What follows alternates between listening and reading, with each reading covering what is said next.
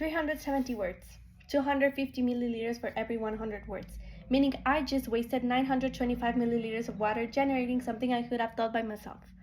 Today we have 4 categories of speeches, and for each category there is 1 student from each high school group.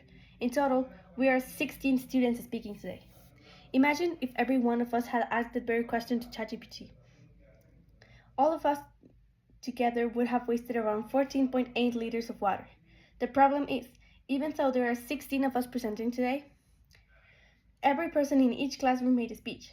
Can you imagine how much waste it would have been if every one of them had asked ChatGPT this very question?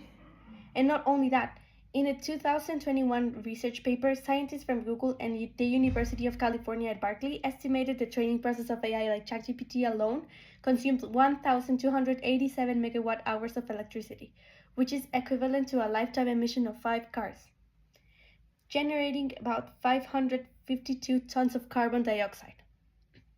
To be clear, generative AI is severely damaging the environment by increasing carbon dioxide emissions, wasting tons of liters of water daily, and increasing electricity demands on data centers. Admittedly, one of the easiest solutions there is to this problem is to stop using generative AI at all. However, I have noticed that with only a few years since AI got popular, some people are already dependent on it. So, if you feel like you cannot work without AI, there are some alternatives, some of which may seem obvious. For starters, let's stop doing research on AI and go back a little bit. Google is a great tool for doing research, and if necessary, it is better to use Google's AI assistant than ChatGPT, as Google has established that their AI is limited to a certain amount of energy to reduce its environmental impact.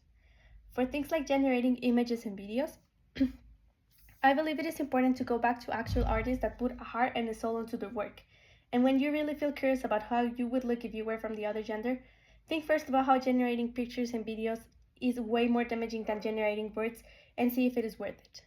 Finally, let's get back to human interactions. ChatGPT is nothing else but a bunch of codes. You can talk about your problems to your friends instead of thinking ChatGPT will do a great job as a psychologist. Let's get back to our roots, to those who invented the things you depend on. Let's get back to our humanity.